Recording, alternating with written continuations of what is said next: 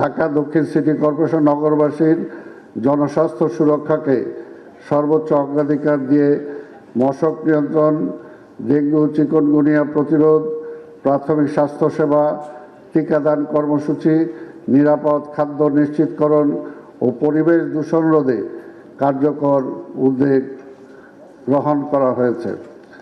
আজকে যেহেতু আপনাদের এখানে পেয়েছি, তাই আমার নিজের অর্থাৎ সিটি কর্পোরেশনের কিছু দায়িত্ব নিয়ে, কারণ প্রতিনিয়তই আমাদের মাননীয় প্রধানমন্ত্রী কাছ থেকে যেটা আজকে রিজু ভাই যেটা এখানে বলে গেলেন যে সারাক্ষণই জনগণের চিন্তায় ওনারা আছেন, এবং আজকে আমি এটাও বলতে চাই যে আজকে আমাদের মাননীয় প্রধান অতিথি যিনি আছেন উনি যেমনি স্বাস্থ্য নিয়ে চিন্তা করেন, উনিও ঢাকা শহরে যখন যান ঢাকা শহরে অবজার্ভ করেন কোথায় কোন খারাপটা কি আছে, কোথায় করা দরকার, এবং উনি আমাদেরকে সেটা জানানোর চেষ্টা করেন।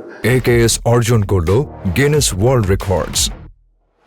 AKS আসলে এই ধরনের যদি সরকার প্রধান বা ওনার সাথে যিনি আছেন সহধর্মিণী, ওনারা যদি সারাক্ষণ আমাদেরকে এইভাবে অবজার্ভ করেন, তাহলে কিন্তু আমি বিশ্বাস করি যে বিশ্বাস করেন এটা বাড়িয়ে বলার জন্য না, আজকে যে মাননীয় প্রধানমন্ত্রী তারেক রহমানকে আমরা পেয়েছি, আমি মনে করি বাংলাদেশ যে পিছিয়ে যাচ্ছিল আমাদের একটা সৌভাগ্য। যেমনি শহীদ রাষ্ট্রপতি জিয়া রহমান অল্প কিছুদিনের মধ্যে বাংলাদেশের চেহারা পাল্টে দিয়েছিলেন, আমি বিশ্বাস করি আমাদের বর্তমান প্রধানমন্ত্রী তারেক রহমানও ইনশাল্লাহ তার সময়ের মধ্যে বাংলাদেশের চেহারা পাল্টে দেবেন, কারণ তার ইচ্ছা আছে, তিনি সবটা করতে চান।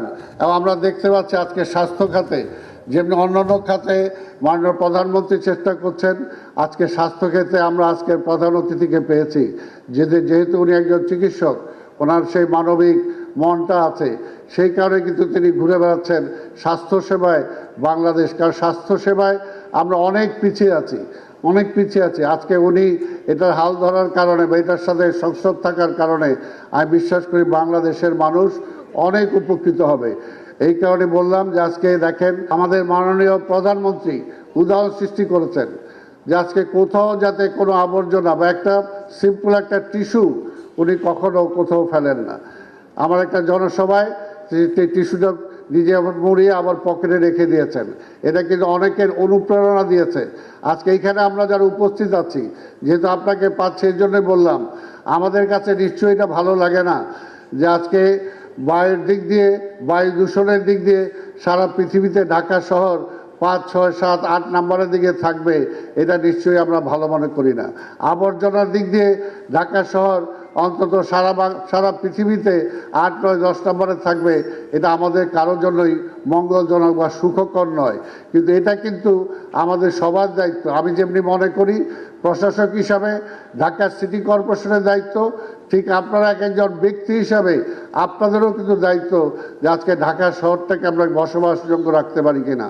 আজকে স্বাস্থ্যের কথা বলা হয়েছে, এখানে চিকুনগুনিয়া এই ডেঙ্গু রোগ, এটাকে যদি প্রতিরোধ করতে হয় তাহলে একা সিটি কর্পোরেশনের পক্ষে কিন্তু সম্ভব না যদি জনগণ সচেতন না হয়।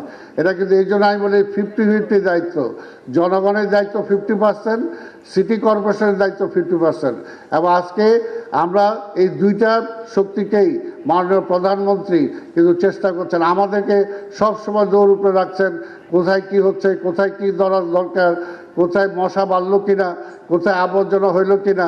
ঠিক তেমনি হয় তিনি কিন্তু আবার জনসমক্ষে জনগণকেও বলছেন যে এটা আমাদের দায়িত্ব, আমরা যাতে জনসচেতনতা বাড়াই।